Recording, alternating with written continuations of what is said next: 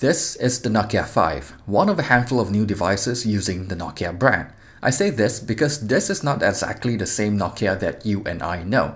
The company actually making these devices is HMD Global, and instead of being powered by Microsoft, it's being powered by Google instead. But anyway, let's find out if the Nokia 5 lives up to its name.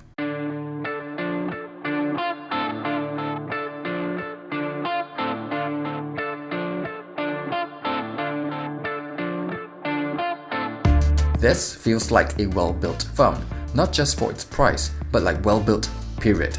The thin unibody aluminum shell feels amazing in the hand, especially with the rounded sides. It's a little slippery and the minor camera bump is a little annoying, but other than that, it's nice.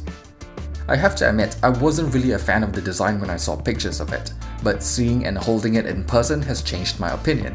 It's not as fancy as some of the older Lumia devices, but it's a simple, understated look and I really like it. There's a 5.2-inch IPS LCD display which actually looks a lot better than the price of the phone suggests. It might only be 720p, but other than that, I think it's a decent looking screen.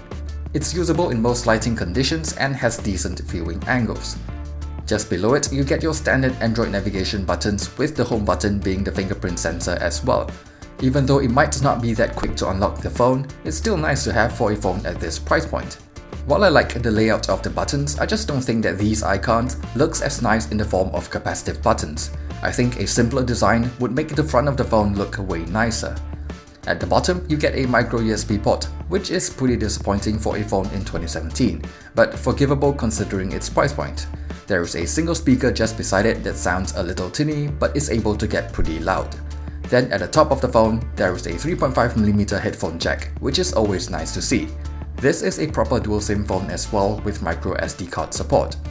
The phone is powered by a Snapdragon 430 chipset, 16GB of storage, 2GB of RAM, and a 3000mAh battery, which all seems rather standard for a budget device. In my time with it as my main phone, performance is just about okay.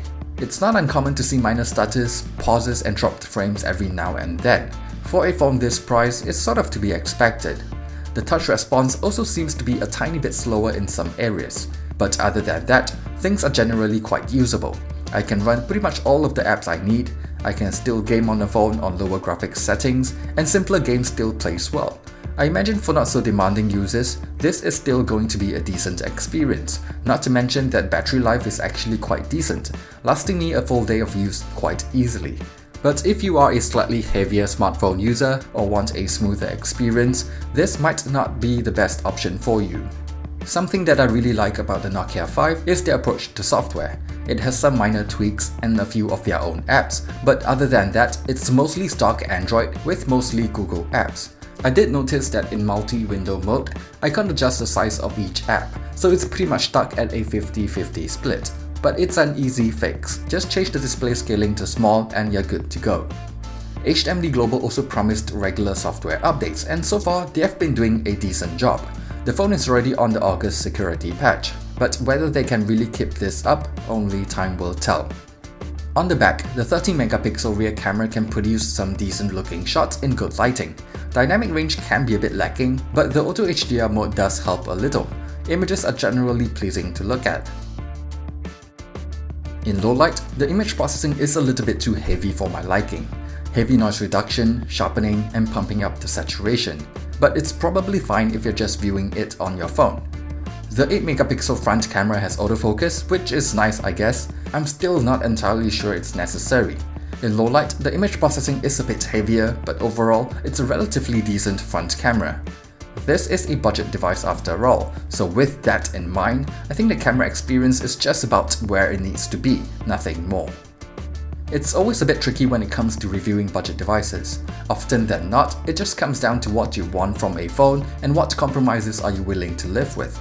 To me at least, I have more things that I like about the Nokia 5 than things I don't like about it, like the excellent build quality, premium design, clean software experience, and regular software updates. It even has an NFC chip for mobile payments, something that not all budget devices may have. So if you're shopping around for a budget device and don't really need a very powerful phone, I think that the Nokia 5 is definitely worth a look. This might not be the same Nokia as before, but I do think that it does the name justice. If HMD Global can keep this up and keep improving and innovating, maybe the Nokia brand can really make a comeback. Thanks for watching my review of the Nokia 5. If you liked it, be sure to subscribe to my channel for more smartphone reviews in the future. Thanks and see you guys on the next one.